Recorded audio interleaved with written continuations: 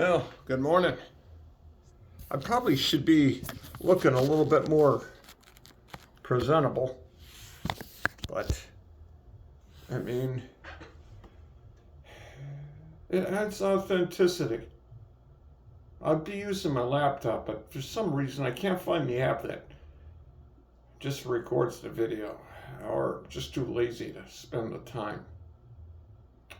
Got a lot of news in my personal life. Things are going well on the job.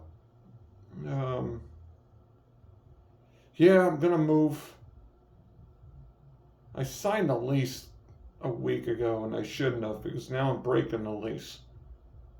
So I'm going to lose the security deposit. But I'm going to be moving to the town that I'm working. It's going to save a lot of gas. It's going to save a lot of money. I'm going to save at least 2.25 hours a day commuting. So when it comes to personal life work balance, I'm going to have time to do things in the morning before work and after work, and yet work the same amount of hours and even add a day. And the place that I'm working, they're hiring a bunch of PTFs, and some of the PTFs have worked there before. So that does signify less overtime because the post office, there's a lot of people that can get hired and a lot of them just don't realize the workload, and then they fall off, or for whatever reason they just don't stick around because not everybody wants to work crazy hours every single day, which is understandable. But when you're hiring PTFs that have prior experience working in the same office, the odds are they might quit again, but it's probably going to be maybe a year or two or more down the road that they quit again. So that signifies less hours. Right now we're on a slower period, which is good. So, yeah, I'll be able to not have to pay so much money at the pump and personal time. Because working 12 hours isn't a big deal for me.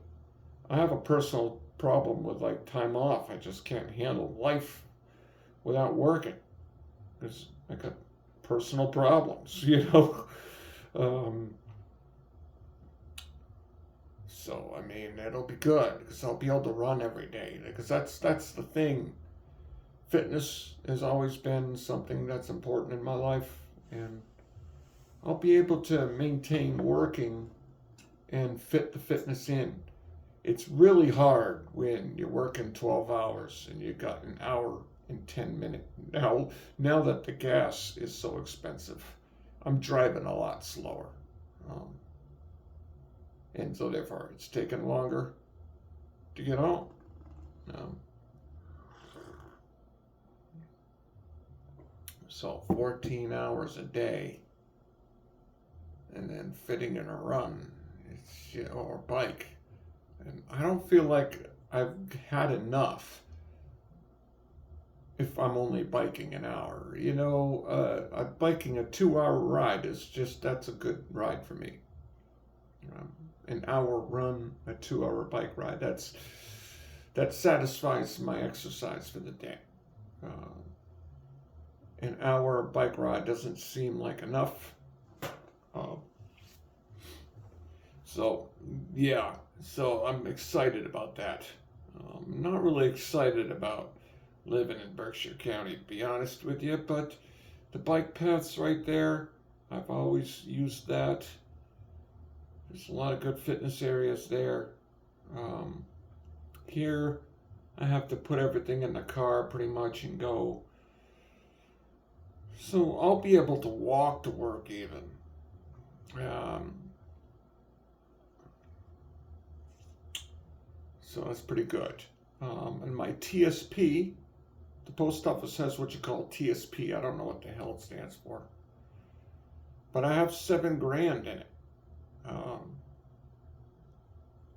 So what I did, I had an 18% return on it. 18%. Matched 50%. That's pretty good. And to combat the loss of money in my savings, I need a haircut, man.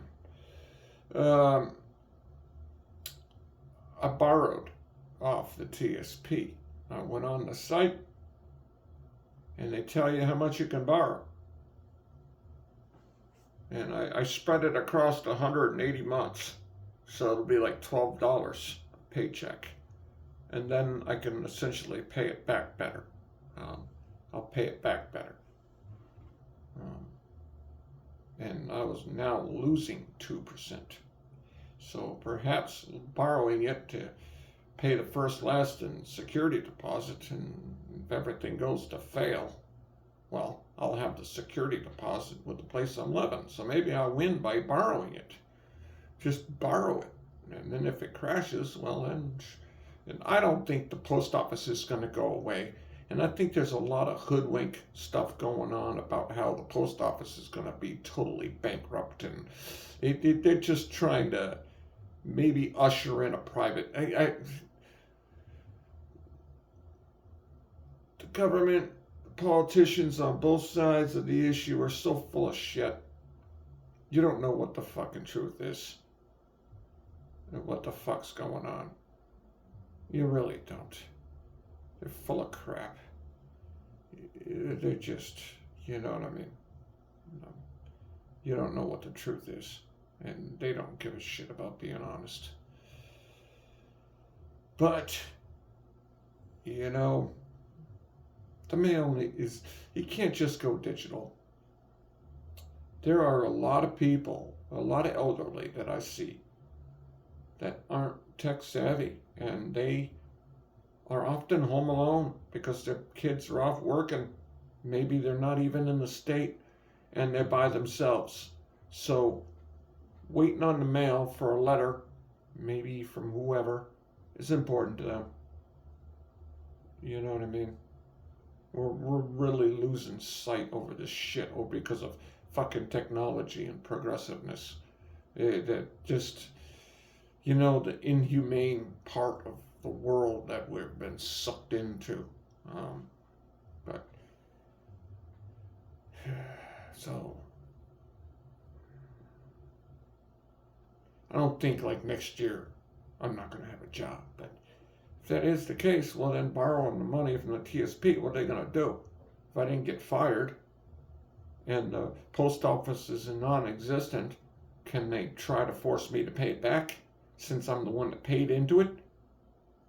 After all, you can't borrow the portion that they've pitched in. They only allow you to borrow 50%. So the part that they pitched in, you're not borrowing that part. So therefore, it's your money you paid in anyway. So, I mean, what the hell are they going to do if that happens? So, not the end of the world. I have money in the bank still. And I don't have to touch that to move. And that's pretty good. That's because I know it's a good decision to move. Because just driving, putting the wear and tear on the vehicle, it's too much. And I'm vested in this place. I've cranked out a budget. I've explicitly read out my budget. And I know how much I have to make per check.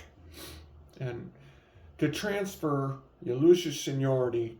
And like I said, you can't take a person's experience from one shop and blanket across the post office, because each post office branch is different than the other. Like the place I'm at, hours are there. Another place, there might not be any hours at all. And it's just true. I can't afford to survive on an 8-hour pay period. I think I bring home 1470. I think that's just not enough to pay the bills. I can't do that. The rent's going to be probably a little bit more, and I know I got natural gas, so I'm going to pay a little bit more that way, but I'm going to save at least $250 a month on gasoline. I'm going to save on tolls, and I might be able to save on my insurance, because now I can tell them, hey, I'm not going to be driving 100 miles a day, and I'm going to be out of Holyoke, which is an expensive city. So they might lower my rate, because now I can tell them I'm only going to be driving like 5 miles a day. That's a significant lower amount of miles. So I might be able to save there. And I might be filling up the tank every other month now. And that's the next news. Oh, I know, it's crazy. I bought another car. I'm almost paid off on the Outlander. I am, I think, 2 months away from paying off the Outlander. So the Outlander's going to be paid off. And so therefore, my payment on the new car will be $70 more a month. It's a hybrid Camry 2025 PHEV. It's not a plug-in. But I got 55 miles to the gallon driving home yesterday. I got 51 miles to the gallon the day before. I usually fill up a tank 2 to 3 times a week, and I filled up only once. And now when I'm moving, it's going to be even less. It was a used car, but that adds a lot of miles that I'm rationalizing. It saves money at the gas pump and adds a lot of miles. A lot of miles for a car that's under a year. It might be 2 years old. He might have bought it in 2024 and it was brand spanking new. So he might have 2 years of driving on it. But it's in mint condition. It's a sport model. Definitely the fastest car I've ever owned, for sure. It has horsepower and it's nice. It's better than the Ford Fusion by far. I mean, the acceleration is better. It's a better car, for sure. It's probably the best car I've ever had. I mean, that car's nice. It's good. It's a low profile though, but I still have the Outlander. I'm going to pay that off. So it allows me to get back into the e-gig game for when the hours are cut. I'm not going to use the Camry, that's for sure, but my Outlander, I'm going to own it. I can do a lot of delivery in there on my time off and make side money that way. And perhaps be able to pay off the cars doing e-gig work on the side when hours go away, because they're probably gonna go away. The Amazon has been cut significantly in the hours. I double case every day, and I get the route done, and I have undertime, double casing and doing a route. And I like to set myself up nice. So I'm not like really hurrying super fast to get out of the office. And I still have significant undertime. Um, I double case and I'm done at like 2:15 with the route. And now I'm like, wow, an hour and 3/4 till 4 o'clock. That's undertime.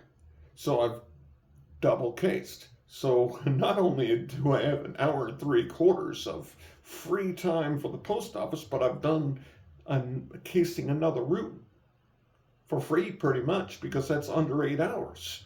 And now I'm doing a pivot. So that's an hour and 3/4 towards the pivot. And now when it's 4 o'clock, I only have like 20 minutes of overtime. Yesterday I got done with a route and a third, double cased the route, and I was done at 4:20.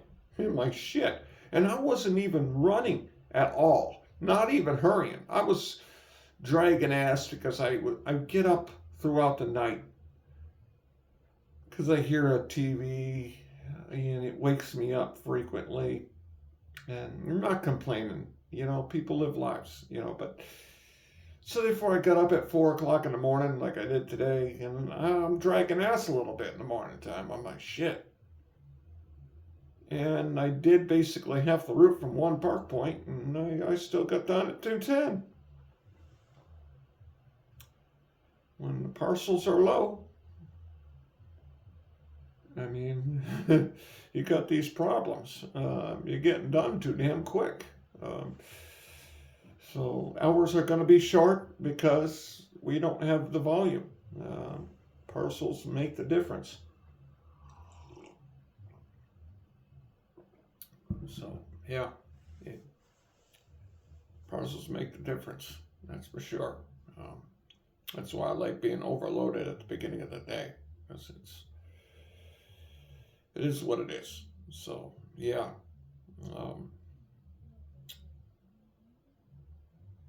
So I got the car for $25,361. I got approved from the bank that's always approved me for cars. My payment's $572 because they sold me a package. I got wheel and tire coverage upwards to $5,000 for 84 months. Gap.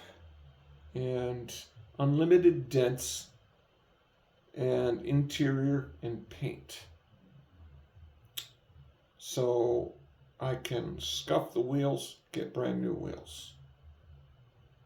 So pretty much it doesn't cover wear and tear, but pretty much then just fucking pop the fucking tires and get free fucking tires. I mean, that's what I'm gonna do. I'm gonna fucking just destroy the tire and get, hey, here it is. I fucked it up. Use the insurance since I paid a hefty fee for it. So the loan was $30,105, and I paid $656 out of pocket. So I paid $36.56 for that package. But then I'm thinking the tires are probably going to cost. Let's see here. The odds are the gap, you want the gap. So, let's see here. Let's see here. 25 R18 fucking 98 tires. That's the ones they are. What the fuck? There's no way they're $48 each. That's cheap. $48 each. No way. There's no way in fucking hell, dude.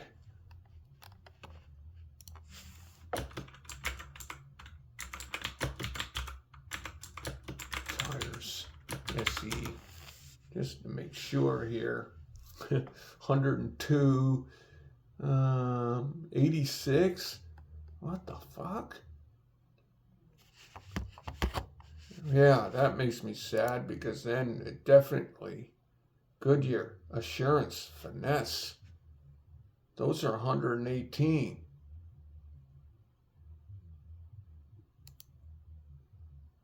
So yeah, that I let them.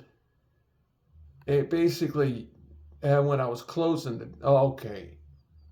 Oh, 4 tires. Goodyear, Assurance. Those are good tires. Um, 474 for 4 tires. So yeah, that's kind of the reason why I shouldn't have done it.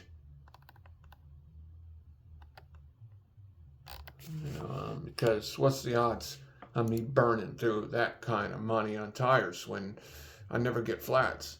I mean, it is low profile, and that's Toyota Camry SE PHEV 2025 compatible tires.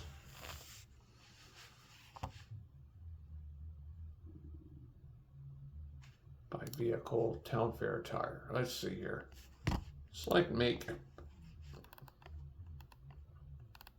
Yeah, it's like, what's the odds that I'm gonna freaking burn through that kind of money?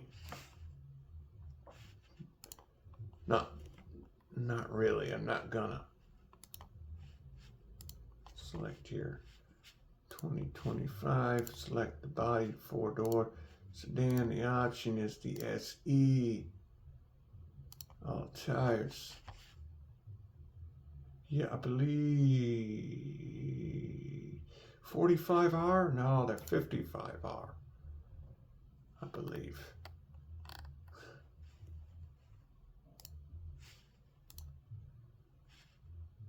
Include winter tires. Let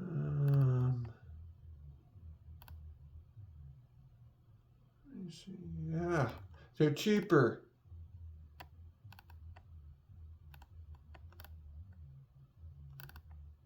But there's a lot of brands I never even heard of. The Continentals.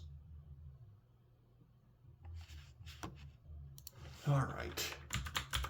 Camry SE 2025 PHEV 2025 compatible tires.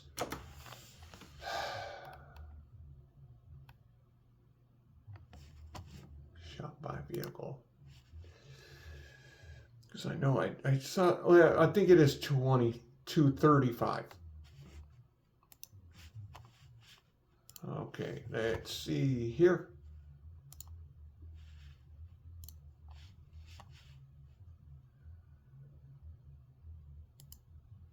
Camry SE.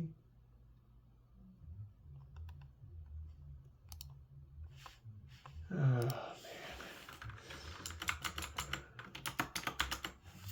I just want to see here. View results. Michelin's are 242 per, which is what I was expecting. Was it across climates? Pirelli 236. That would be a set of 4 for 847, which Goodyear Assurance, a set of 4 963. So yeah, you're talking $1,000. The Continental Sure Contact.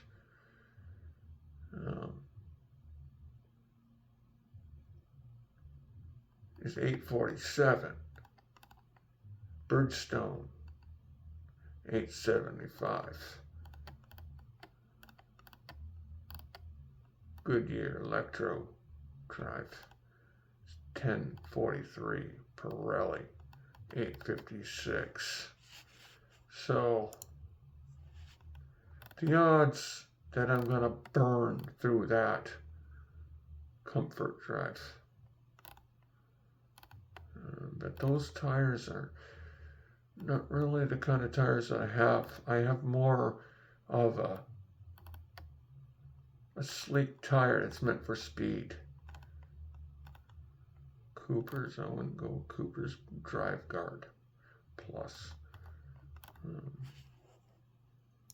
So I kind of allowed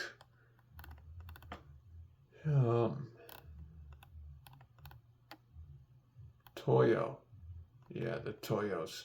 I go with the Toyos because my Toyos, I've had really good luck with the Toyos.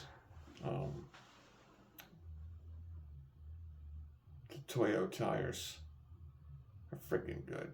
And that would be 772. Because I know I have experience with the Toyos, and I've gotten over 80,000 on those Toyos. So I'd stick with the Toyos. Yeah, 772. So what's the odds that I'm going to burn through that?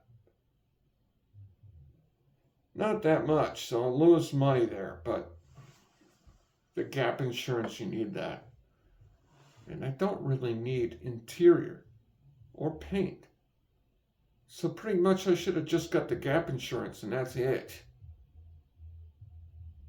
Instead of spending the $36.56, but he kind of threatened to change the price of the car.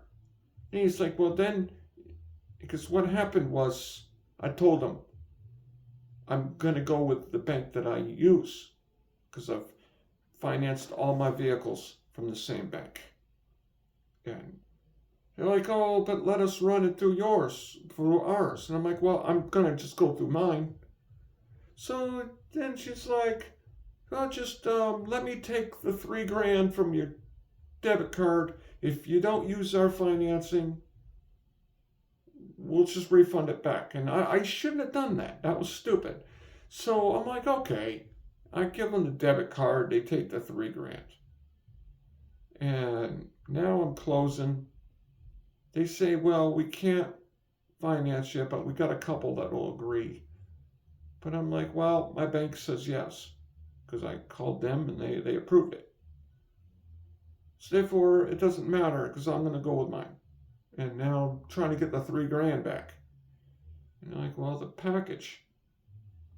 Now you have to use that money towards the price of the vehicle. I'm like, no, I have a no down payment loan. So then, I let them freaking sell me the freaking package. So you don't ever fork over money.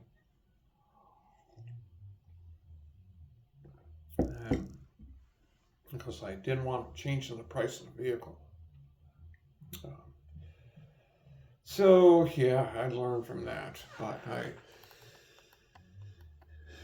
the Hancocks are 1147.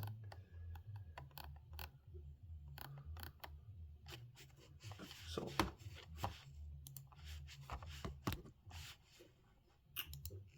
the thing I don't really, the Toyota Camry has steering. It auto steers to keep into the lane.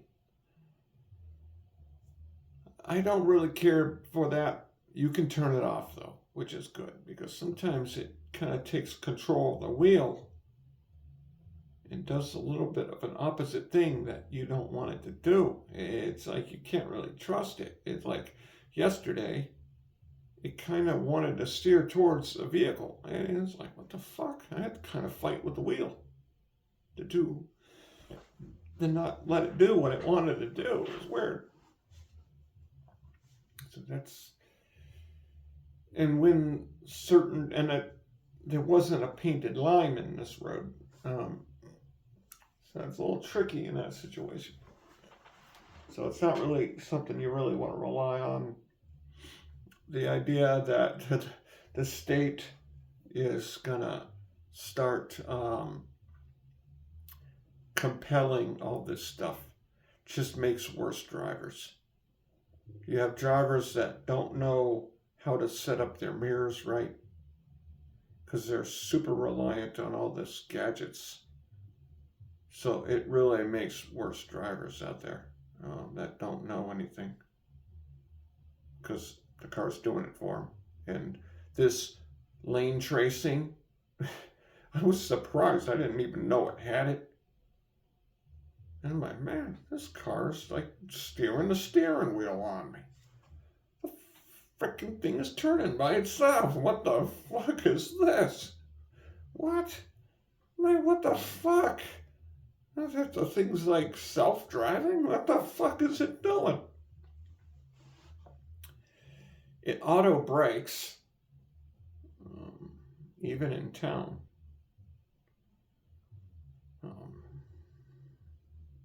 It has a good HUD.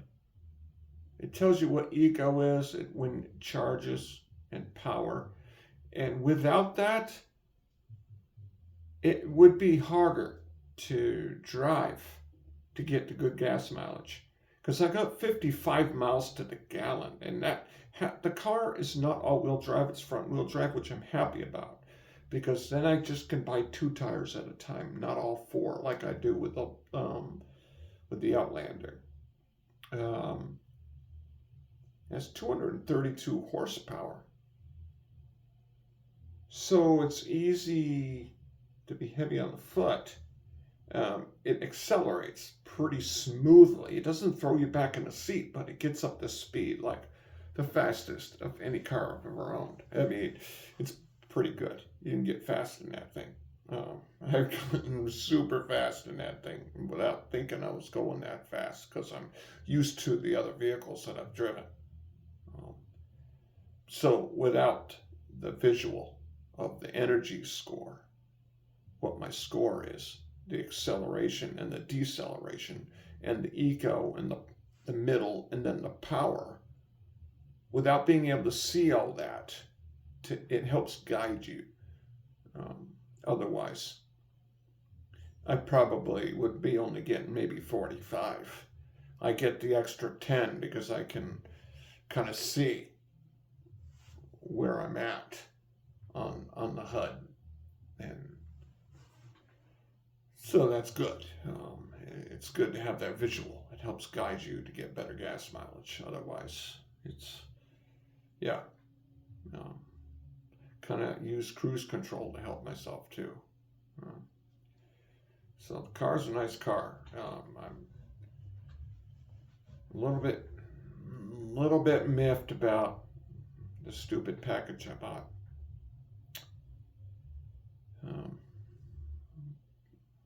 Tried canceling it, and I can, but I don't really want to. So I'm not gonna. I'm just gonna freaking treat it like it's payment in the future for tires. And I'm just gonna fuck up the tires when it's almost worn out. I'm gonna go fuck them up and go get new ones. I'm not gonna just lose that $3,600 for nothing. If I have $5,000 worth of tires I can get, I'm gonna make use of that. So I'm gonna fucking just be like, shit, someone cut my fucking tire, dude. Replace them. I'm not gonna lose that money because that was gonna go, that $3,000 was gonna go towards the Outlander to pay that off.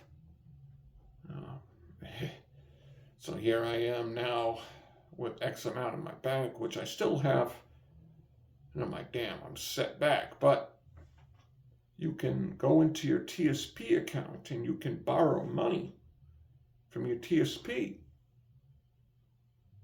So I was able to recoup that $3,000 and the 500 to square me back. So when I'm moving into my new place, I'm going to be able to use what I borrowed. So in a couple months, I'll have the Outlander paid off. And then I'm one payment, not two. So I'm going to make it work. And then I'm in a situation which I don't really want to be in because I was excited about not having a car payment. Because if I didn't buy the car, in a couple months, heck, if I didn't buy the car, with what I would have taken with the TSP, which I spanned out for 180 months, for $12 a check, I'd have the car paid off like right now. and I'd own it within the end of the month. I'd have a title in my hand. It's pretty good. That'd be exciting. You know what I mean? So yeah, buying the car kind of delayed that. I'd have no car payment, and then I'd still move, and then I'd have like freaking yeah. That would have been the better thing. Um, but I guess I have a. That's not really a problem per se. But I have a thing with buying freaking cars, for some reason. The car is a car I'm proud of. It's nice and white, black trim, nice leather seats. It's I liked my Ford Fusion. Yeah, that was a nice car. I like that car, but this one's better. That's for sure. The fucking stereo is unbelievable. You guys who have followed me for years know that I've had a kick-ass system in my Chevy Cruze. Then went the long radio and had installed. That was kick-ass. I had JBL subwoofer in that Pioneer. This, I believe, has a JBL. I spent $2,600, but that's because I had them install a backup camera, which went into the rear view mirror. So that was part of it, but most of it was the price of the stereo, which was a state-of-the-art stereo. And this stock one in the Camry, I haven't touched any of the settings, but don't need to because the freaking thing is outstanding. It's the best sound quality that I've heard, and it goes so loud, and it's you could use it as a stereo if you're camping outside. You could just use the car as a freaking entertainment system, and you're outside the car and you can listen to it good. I mean, it's an outstanding stereo system. It's freaking good. I can't believe it. It's fucking good. It has wireless charging, which I like. No cords. No cords. It just wirelessly charges. It has 2 ports to charge, and it has another USB port. But I'm surprised it doesn't have it. It does not have auto-dimming rear view mirrors. I'm surprised. That's something I do like about my Outlander. For the bright lights behind you. The rear view mirror could be a little wider too. And the wing mirrors are kind of like the Malibu, a little bit small for my liking. But yeah, so I put the time into work, and I'm vested in that vehicle. I'm going to own it for the rest of my life, hopefully. Got 50,000 miles on it. I got at least more than $100,000 on my Mitsubishi. And now that I'm going to be living in town, I'm not going to be putting 100 miles on it. I probably won't even be putting 100 miles on a vehicle in a month. Right now, for the last year and more, I've been putting on 100 miles a day for more than a year since November. Since November, I've put 100 miles a day on my vehicles. So now I'm going to go from 100 a day to maybe not even 100 a month. That's savings on gas. That's savings on the toll. That's savings on wear and tear. Now that I have 2 vehicles, that adds like 300,000 miles of transportation. So I'm rationalizing it in a good way. It wasn't bad. It's good time to do it. So yeah, it's going to be a big apartment. I don't know the price yet though. My coworker who I trust, I deliver on the route once a week. So that factors in trust. Yeah, there's ample parking. Because right where I'm at right now, I'm only supposed to have one vehicle out front. So I'm in a little bit of a tricky spot if I was to stay here with the two vehicles. And I don't want to sell the Outlander because I can't drive in the winter of this thing. It's too low to the ground. It's amazingly low to the ground. And I mean, even if I did, when I do Uber, I'm not going to Uber in it. Because if you're in an apartment complex that has speed bumps, you're going to bottom out in this thing. Like in Amherst, they have the Boulder apartments and they have speed bumps. This thing, you'd fuck up the car with those speed bumps. You'd literally bend the fuck out of the bottom of it. You might not even make it over those goddamn speed bumps, dude. I mean, yeah, you'll fuck up your car. This thing's so low to the ground, I can't believe it. I open up the door and I'm looking at the ground. I'm like, holy crap, dude. It's low to the ground. It has 18-inch tires, wheels. But yeah, it's low to the ground. So I don't want to fuck around like that. If I ever see speed bumps like that, yeah, I'm not attempting to go over those. I'm not going to be stupid like that. Yeah, I'm going to use the Outlander to do that. I'm going to deliver food on my side time because hours are going to get cut, and I'm going to plug and play that way. And do more fitness. So I'm psyched about that. I'm going to still be able to get my trainer in the apartment. I think I'm going to be close to 1,000 in the rent. I'm worried about the Berkshire gas. That's what I'm worried about. The gas bill. It's going to fuck me up. But I'll still save money. So, being good other than buying the car financially.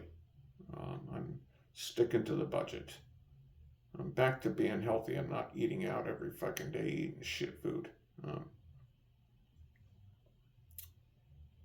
Politically in the world, what the fuck is going on, right? I was thinking about that when they're fucking.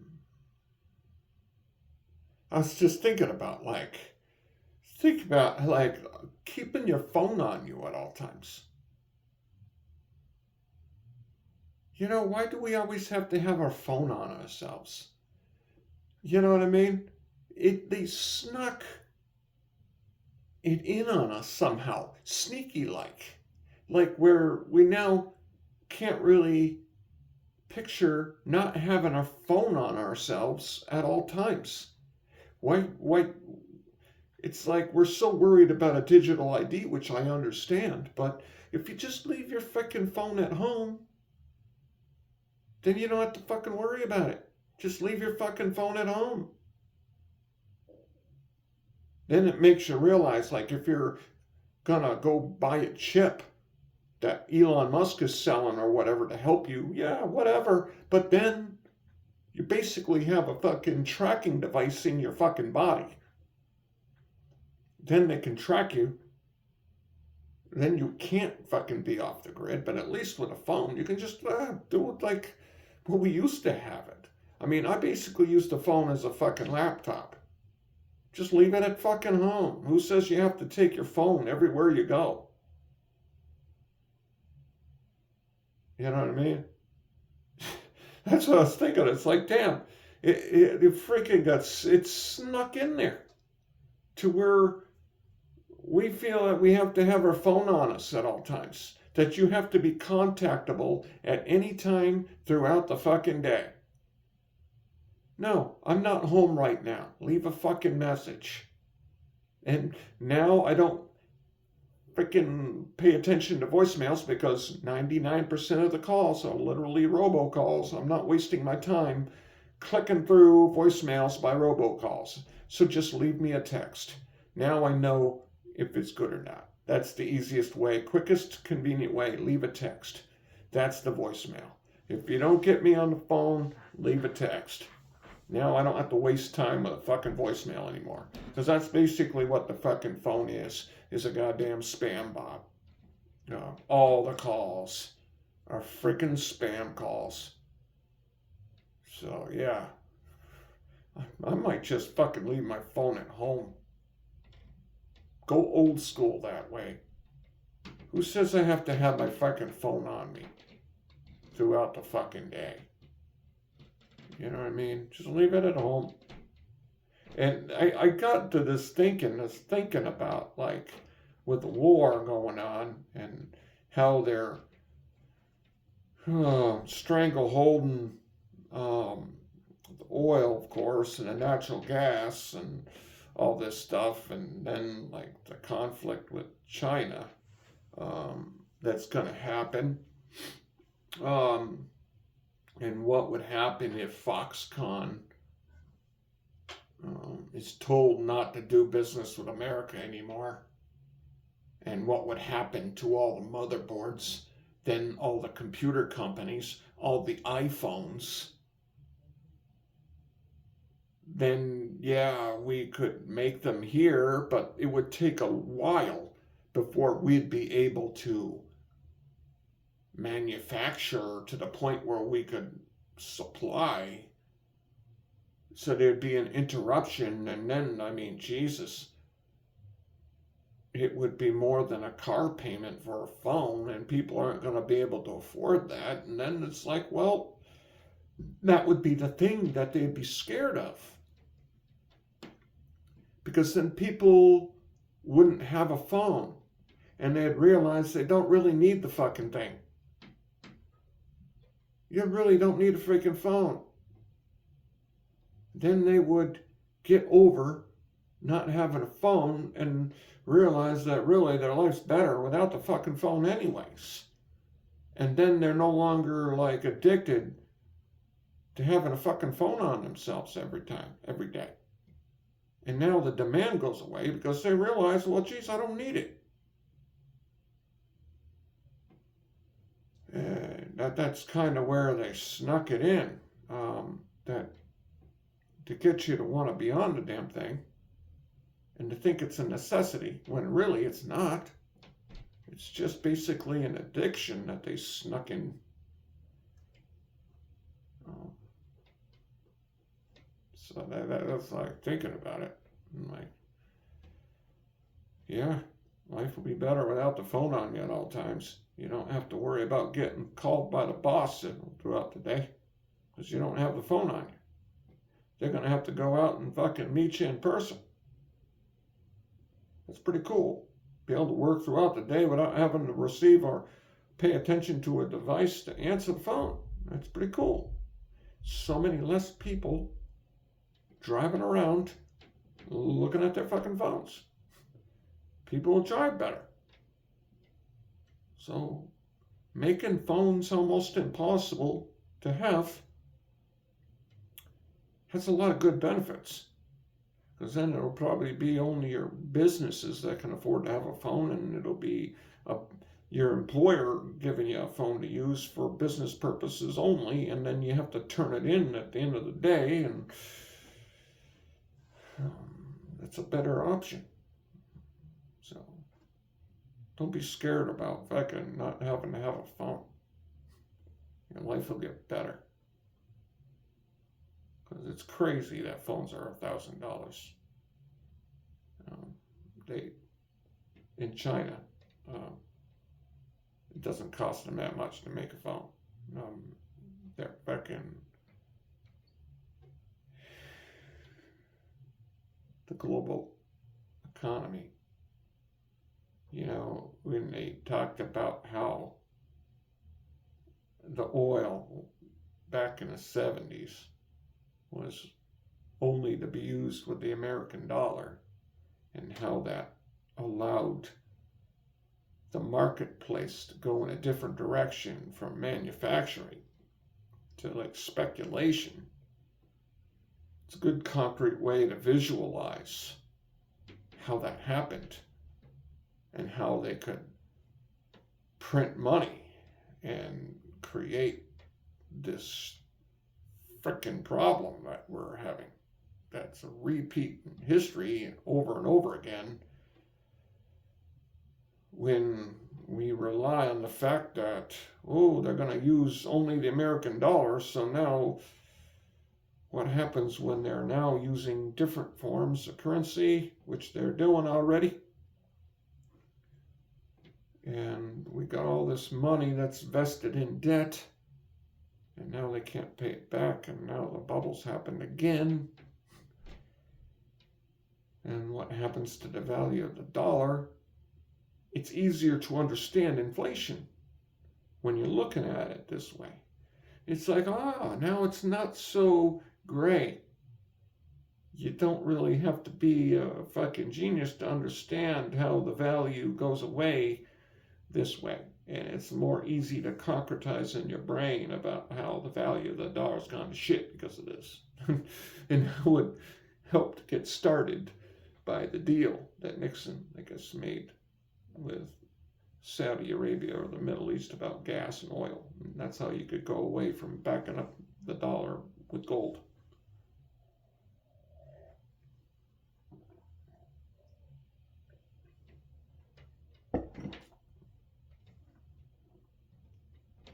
And now, I guess, they've invested money in debt. So therefore, your banks are really super aggressive at giving you a mortgage because they approve you, but then they send the mortgage up to a super bank that's taken money from investors to cover that mortgage. So the bank gets the money and basically just hands over the mortgage. So therefore, the idea is they're not going to be so conservative because they're just going to pass it off. And therefore, you have a lot of people who are getting into houses which might be able to afford the payment, but they can't afford to keep the house up. So if there's anything that happens, their house is going to go to shit, and then they're going to start to fail because they weren't vested good enough, because it really incentivizes an aggressive, will give everybody credit. So you can then see that, the effect of that being super easy on giving out loans, and then failures on loans and what happens there. So yeah, I guess that's in a nutshell a repeat in history. We keep on repeating and repeating. It's tricky. It's the world, the way that we see it. So I guess that's the easy way to understand how manufacturing in America went away at this time, because we switched over from it matters to have a manufacturing base of what's made here to more of a marketplace scheme. So then we shipped out all our manufacturing to other countries in order to save a fuck ton of money on labor so we can try to maximize profits rather than to value manufacturing. And so what if China would be like, well, you owe us a fuck ton of money, so we're not going to allow. I think Foxconn's in China. I don't think it's in Taiwan. I think it's in China. What if they made a rule that, like, we can't ship anything to America until you pay off the fucking debt or something? What would happen to our products? What would happen to our computers? What would happen to all our supply, like a lot of our shit?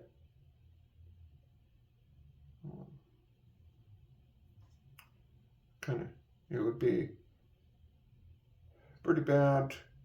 I guess that would be the negative thing about making sure that you profits over people, and the idea that being global is so good, but really it's not, um, when it puts us in a position of leverage. Uh, and when it comes to energy, I'm a big fan of hydrogen. If we were really quicker at trying to vest ourselves in a different form of energy, then we wouldn't have to be so crippled by what's going on with what Iran's doing, because we would have spent a lot more time in decades ago trying to find a different form of energy. And it doesn't take a brilliant rocket scientist to understand that this shit probably would have happened in the future. So therefore it makes sense to seek a different form of energy, so we don't have to make everybody pay a price and rely on the Middle East. If we've focused more on building instead of outsourcing everything for profit, we could not be so vested in being the world's police force and just mind our fucking business and defend our country rather than going around fucking around, because we need to make sure that we can try to keep a supply of something that we need, because we outsource everything, you know what I mean? So yeah, I guess that's I'm not a fucking genius about fucking politics, but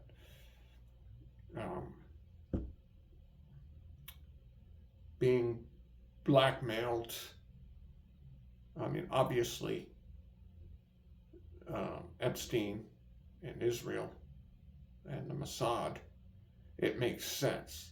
The guy got fired for being a douchebag at a school, probably because he was fucking doing evil shit there. And they kept it under the rug and they fired his ass. Then he goes and he gets another job and he fucking climbs the ladder. Now he owns a fucking island. How the fuck is that? He has to have some kind of fucking goddamn government connection to be able to do that shit. Make a deal and have all these connections. Have fucking Bill Clinton come over. All these bigwigs. How the fuck is that? How do you have all the bigwigs coming to your island? How the hell does that happen? So the idea that he's a fucking an asset for the Mossad, obviously, I mean, that only makes sense. And of course, a blackmail scheme makes sense. Because that's what makes fucking sense. Jesus, it's crazy. I'm not saying everything that you hear is true, but a lot of it's evil. Enough of it is true that's evil. And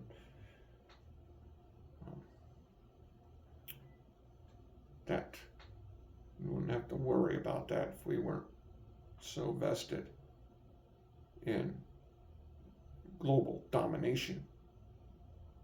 That would never have happened. We wouldn't be in a position to need Israel to have influence in the Middle East. We'd be able to say, hey, we're not involving ourselves in that shit. We're minding our fucking business, doing what's right. Not fucking going around playing holy war games with fucking this and that and whatever. Mind our business, take care of ourselves, try to live a better life, rather than fuck around playing games of mutually assured destruction. Of like, hey, we're going to threaten nuclear war. And a fucking the fucking way of the world. It's fucking insane. Gonna get level-headed and just try to get along. That's just the way it is. And it seems to be that the few that have control um, don't give a shit. And that's pretty fucking. It brings up the idea of like, what the hell can you do?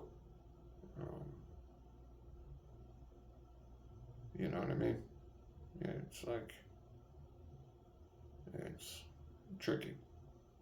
Um, Human nature, I guess, to always be involved in conflict and destroy everything. I guess that's what you can try to say. It's like, well, that's human nature.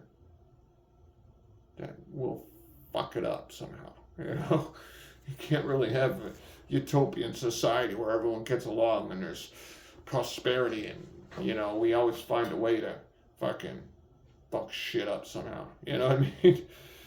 On a global scale, because that's what we do internally, individually. So there we are as a society fucking shit up. I don't know. I mean, that's an age-old question. So the answer of how we can rectify and make the world a better place. It's tricky. What can you do? Are we really powerless over it? You know what I mean? I think we are pretty much powerless over it in that way. But we can individually act right as individuals. That's what you basically have to focus. I look at signs and they're like no kings and this and that. I get it. That's not really, does that really make a difference? Not really. It's just like, that's not going to save the world. But you know what I mean? At the same time, though, you know what I mean? Just try to be a better person is a better way. Having a rally, does that really change anything? I guess it can, but I don't think so. It's not really. I mean, you're not really going to change the world by protesting on the side of a street. I don't. Politicians don't feel obligated to the people they serve. And I think that's kind of the crux. And therefore, on top of that, they're funded by the corporate power, and therefore the policy is through corporate greed. And that's basically what democracy is in this country. It's the influence of corporate money. So you have to have people who are going to be in office who are going to focus on individual liberty and who are vested in the people, and then I guess we can make a difference. But as long as the politicians are tied into the corporate vested interest of profits over people, that's what trumps humanity, is the profit. It's not about you. And that's probably a lot of the reason why we've sourced everything, is because we don't want to pay good labor. So, I mean, that's what's caused the problem, right? I mean, because we can make it cheaper. So that's what's more important than making sure that you can make good money and live a good life. Begs the question, if everyone's broke, they're not going to buy anything because they don't have any money. So what the hell is good? It's just, yeah, you got to have people who have money to spend. So when they talk about how, now, the chips are going to be harder to get and AI is in trouble, well, then good. If AI is in trouble, that's a good thing. It's good that it fails. because they only are investing in AI pretty much to get rid of jobs anyway. So let the trouble happen and let them fail. Um, it'll be a good thing for humanity. So yeah, it sucks to have energy cost so much, but if it makes it harder for AI to take hold, well then that's a good thing. Because it's bad enough. It's only going to get worse. So AI failing as a bubble, whatever they call it, it's a good thing. Don't feel any pity for these people, because they don't have any pity for you. You know, they give a shit how hard your life is as you're working for $22 an hour, $25 an hour, and you're now having a hard time paying your bills. They don't give a shit. So don't have any pity for them while they're in their mansions, worried about not getting the funding they need for all the money that they're going to lose that they've invested in AI, and how now they're not going to be able to get the freaking helium in all the nickel, because I guess Trump with his tariff war, well, Canada now can put a lot of restrictions on the nickel, and of course we're having issues with Russia, so they're nickel. So you know what I mean? Yeah, big deal. It's their loss, not yours. But I guess that's what I'm thinking. I'm trying to think. I'm trying to be disciplined, because I'm an emotional person, I guess. Like the car. I want things because I'm working. And that car is a nice car.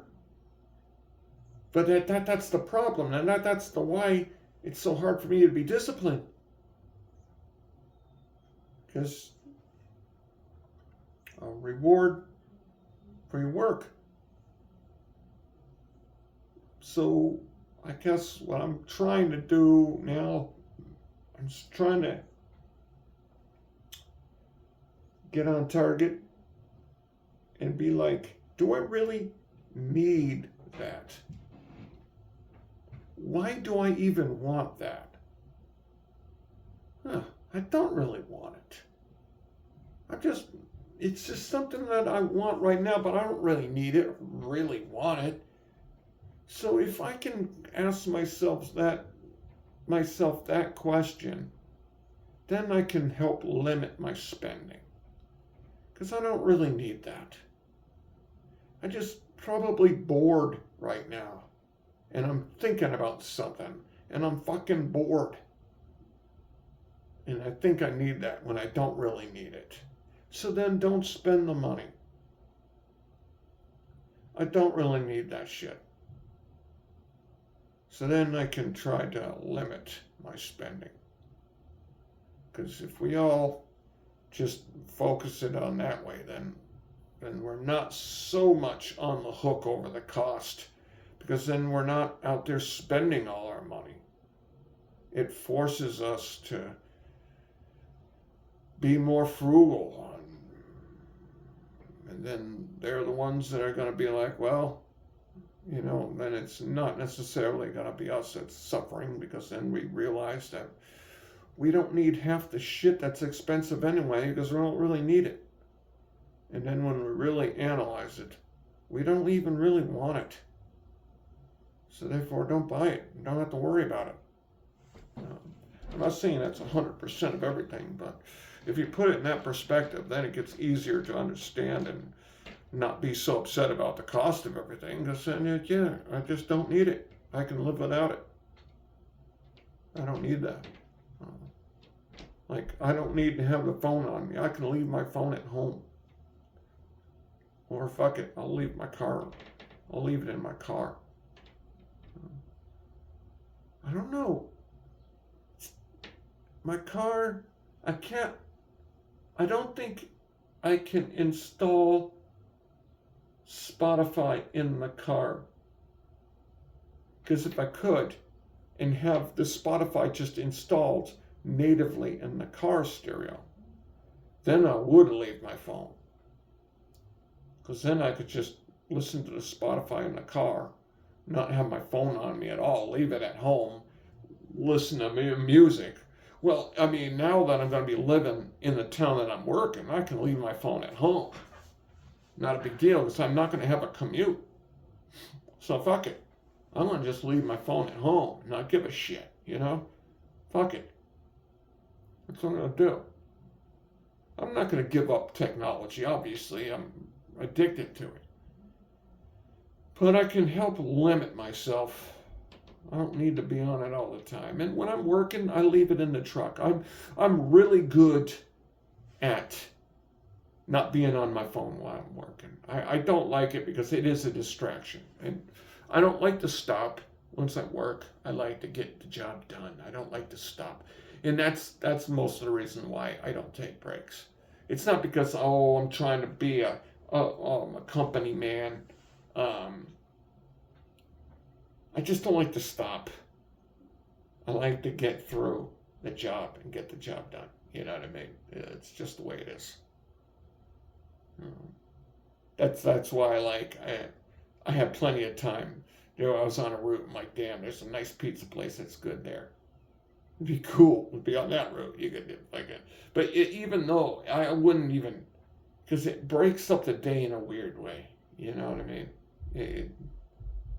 Yeah, I don't know. But yeah, so freaking, I didn't necessarily see myself getting a car, but I got one. But no more vehicles. No more spending. Fucking, that is what it is. Be disciplined. Strive to not spend all my fucking money. But I'm losing money on the TSP. It said negative 2.76. However, 18% return. That's good for you. That's fucking good to get like almost 20% on top. That's fucking good. But yeah, now it says negative 2.76. So maybe it's a good idea that I fucking borrowed off of it. So therefore, I have it tied in to something that's physical, rather than a paper note that disappears. I have something physical. I can drive that motherfucker. That's a physical thing. You know what I mean? Not something that disappears in thin air. That's the thing that I listened to this guy. I don't know his name, but he talked about Bitcoin and how it kind of started as a criminal thing. And yeah, the dark web. They could fucking do all kind of evil shit and buy evil shit with the Bitcoin. You can't trace it. And that's where it got its start from. And I guess the guy's anonymous, which is true. The name Yokomoto or whatever, that's probably not his name. You know damn well it's not. And it's good that it's not that it's good, but I understand. You don't have to be a brain scientist that, hey, I started Bitcoin. They'd fucking try to kill you. They'd fucking kidnap you. I mean, for real. You can't let yourself be known if you're the guy who started and coded Bitcoin or any fucking thing like that. It's gotten foothold like that. I mean, obviously you got a target on your back from anybody. But I guess he has like a back door into Bitcoin, and he kind of multi-threaded the code to where he could have an advantage mining Bitcoin for himself. So he's sitting on like a fuck ton of Bitcoin. It's like, whoa, I can make up my own kind of form of currency here and sit on billions of dollars of my own because I cheated the system with my own code while everybody's using it. And like, that's fucking cheating, but he was able to do it. But then I guess also because he has that ability, he has that ability to be able to turn the shit off. Which makes you wonder about how secure it really is. He could just turn the fucking shit off on a flick of a switch. And another thing, I guess if you do a typo and you send, and that fucking 12 or 14 digit fucking address happens to match someone different, poof, the money's gone. You can't get a charge back. That's huge. That's something to think about. It's easy to fucking miss aim on the goddamn phone. I miss aim all the fucking time. I try to hit the freaking space bar, and I'm always hitting the B all the fucking time when I'm typing. Fucking always hitting the fucking B rather than the space bar. I can't aim for the freaking space bar when I'm typing on the freaking phone all the time. It's easy to misaim the I and the O all the time. You gotta be almost the ultimate professional gamer to freaking accurately aim your finger for the letter that you know where it is, but you just gotta aim it. Like playing Quake. And sometimes you just miss a lot. You hit them a lot, but you're gonna miss a lot. And that's what you're doing when you're typing. You're always missing because you're fucking... It's not like you, oh, I don't know how to spell. It's just fucking I can't aim that good. So then it's easy to understand how you could fuck up an address and fucking send money to somebody who doesn't have to give it back to you, and you're not going to get it back. Then you lose your key and you lose everything. So it's pretty fucking... So pretty much what Bitcoin is that. It's fucking gambling at fucking Vegas. People are on it because they're gambling on speculation of how it's going to grow. And that's why it took off. The idea is like, oh yeah, decentralization. Yeah, so you can do criminal shit and not get caught by the government, but still, it's gambling. And that's what basically Wall Street is, right? And that's what, like, getting away from the gold really exploded that, right? Being able to gamble at Wall Street. It's gambling. So therefore Bitcoin really fucking took off because everybody wants to be able to play the game of like, I'm going to buy it at this price and try to sell it at another price and get rich. It taps into that gambling. So yeah, that was a good explanation about why Bitcoin is not a good investment. And, you know, a while ago, I sold the Bitcoin that I had. And I was around on the computer when it first started. And I could have mined some of it if I kept up with it. Because it was kind of the same thing. I did SETI, S-E-T-I, back in the day, where this college in California was freaking using a group of computers all over the country or the world to try to solve math problems, to try to communicate with freaking outer space. So that's pretty much what Bitcoin was doing.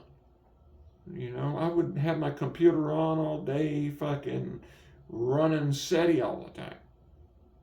So I could have probably made a Bitcoin back then. And might have had money, but I didn't invest, you know. So yeah, the idea that they want you to buy crypto, so therefore then crypto crashes and poof, your magic dragon, your fucking money is gone. It's ghosted. You're fucking broke. That concretizes the idea of holding on to something that's physical. Yeah. Yeah, it might be worth less, but at least you have something that you can use.